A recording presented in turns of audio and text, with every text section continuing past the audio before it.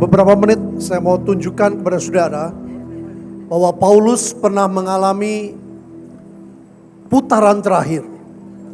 Dan dalam putaran terakhir dia sungguh-sungguh membutuhkan melody of unity supaya revival itu terjadi. Tolong ditampilkan. Ya, saya beri tema win the lost at any cost.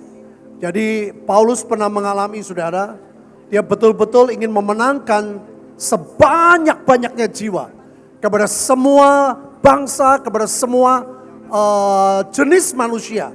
Kalau zaman itu ada pesawat, pasti Paulus ke Indonesia. Ya, betul-betul dia mengalami sebuah api yang menyala dan dia menyadari itu adalah putaran terakhir dalam hidupnya. Maka saya beri sekali lagi tema win the lost at any cost. Nah, kalau sudah lihat dalam 1 Korintus 9, nanti Anda baca dari rumah ayat awal ya 19 terus sampai terakhir. Saya mau tunjukkan ayat yang ke-23. Next. Ya. Alkitab berkata segala sesuatu ini aku lakukan karena apa Bapak Ibu? Injil. Supaya aku mendapat bagian dalamnya. Ini luar biasa. Apa saja yang Paulus lakukan karena Injil. Tetapi dia nggak mau cuma memberitakan Injil, tapi Paulus mendapatkan bagian keselamatan itu tidak terhilang. Ini melody of unity. Dimulai dari hidup dirinya. Dimulai dari hidup kita. Kita memenangkan sebanyak jiwa, tetapi Paulus mendapatkan Injil itu sendiri. Dia memberitakan, tapi dia dapatkan juga. Next.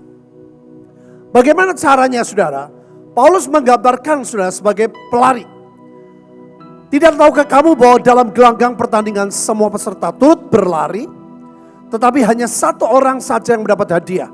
Karena itu perhatikan, larilah begitu rupa sehingga kamu memperolehnya.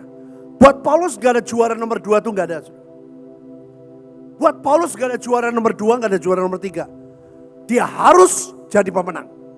Kenapa? Dia menyadari peperangannya melawan si jahat. Si jahat mengerjakan banyak hal dan Paulus tidak mau kalah.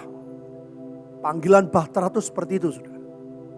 Kita dipanggil bukan untuk jadi juara 2. Kita dipanggil untuk jadi pemenang, lebih dari pemenang. Halo. Nah, apa yang Paulus kerjakan, saudara? Tiap-tiap orang yang turut mengambil bagian dalam pertandingan, nah perhatiin saudara, menguasai dirinya dalam segala hal. Seluruh aspek hidupnya, Paulus sadar dia harus kuasai. Saudara, kalau saya ngomong, Paulus ini gak mudah, saudara. Kenapa? Karena Paulus berbeda dengan Petrus dan rasul-rasul yang lain. Beberapa penafsiran berkata Paulus punya istri. Yang berbeda, penafsiran yang satu dan yang lain. Ada yang bilang, oh istrinya meninggal. Tetapi yang paling kuat, pada waktu Paulus menerima panggilan Tuhan, istrinya meninggalkan Paulus. Nah, ini kondisi yang sangat tidak mudah. Bagaimana dia bisa menguasai semua hal dalam hidupnya. Jadi dia memberitakan Injil, dia tidak mau kehilangan Injil. Next. Sebab itu aku tidak berlari tanpa tujuan dan bukan petinju yang sembarangan saja memukul. Next.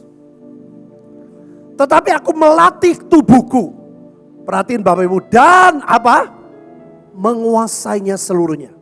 Supaya sesudah memberitakan Injil kepada orang lain, jawab bersama saya, jangan aku sendiri ditolak.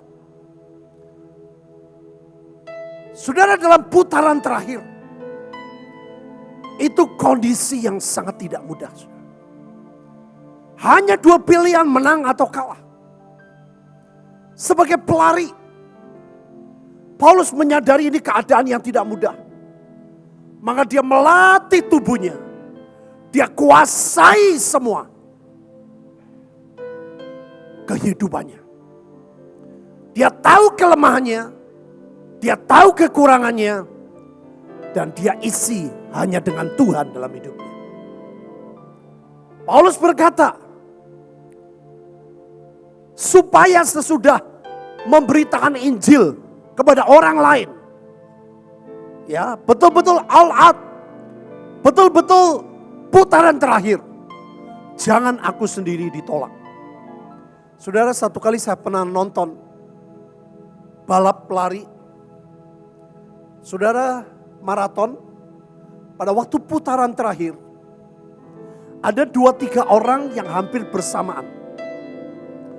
Dan ada satu orang, saudara, dia tidak kuasai dirinya. Dia bermain sedikit curang, karena dia tahu pada waktu diwawancara, kenapa kamu curang?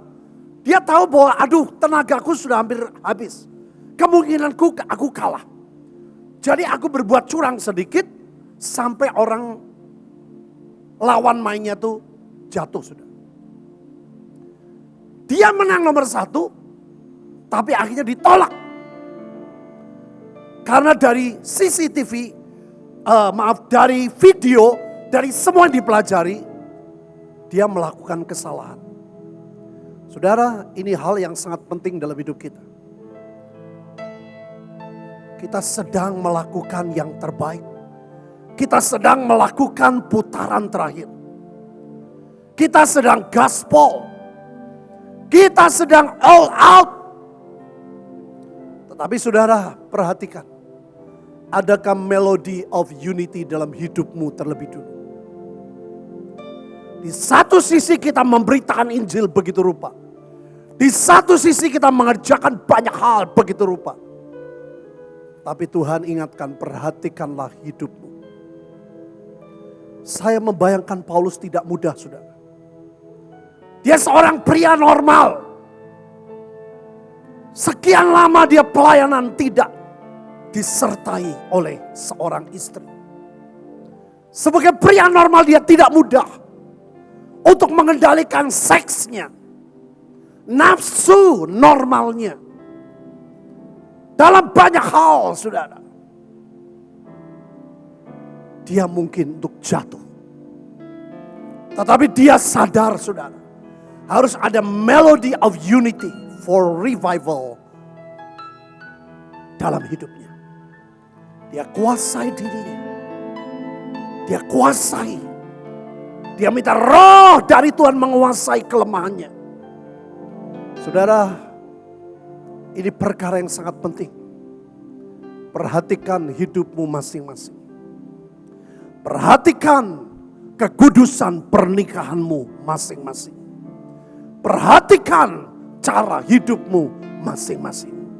Di satu sisi kita memberitakan Injil. Tapi perhatikanlah hidupmu sendiri terlebih dulu.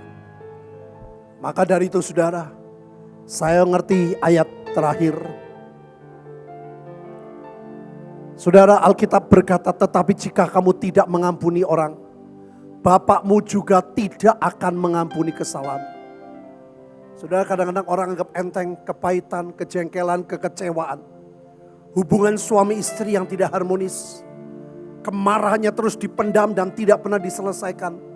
Saudara, belum tentu loh tempatmu di tempat yang Tuhan yang kau kehendaki. Alkitab berkata, Bapakmu tidak mengampuni kesalahanmu. Orang kalau tidak diampuni, tempatnya sudah tahu di mana. Saya pernah mendengar 2 pendoa terkenal di Indonesia. Pada waktu dia meninggal, ada orang dekat dia melihat pendoa itu tidak di dalam Tuhan, tidak di sorga. Karena dia masih pahit kepada suaminya. Dia pelayanan, dia berdoa, dia bersyafaat. Tapi dia tidak membereskan. Dia tidak punya melody of unity dalam hidupnya. Saudara, hari-hari ini, hari yang jahat, kita sedang mengerjakan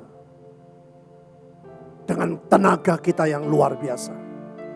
Tetapi jangan tinggalkan dirimu kehilangan Injil. Lihat, periksa dirimu masing-masing. Saya menyadari Paulus tidak mudah, saudara. Dia ditinggalkan penafsir yang paling kuat. Dia ditinggalkan istrinya pada waktu dia percaya Tuhan. Bagaimana dia untuk tetap bisa mengampuni? Bagaimana dia tidak mengumbar nafsu seksnya. Ini tidak mudah. Tapi Paulus berkata, aku menguasai diri. Saya berdoa sesuatu yang ilahi turun buat setiap kita. Kita sedang memberitakan Injil. Tapi jangan saudara sendiri ditolak oleh Tuhan. Kiara kata kasih kata karala.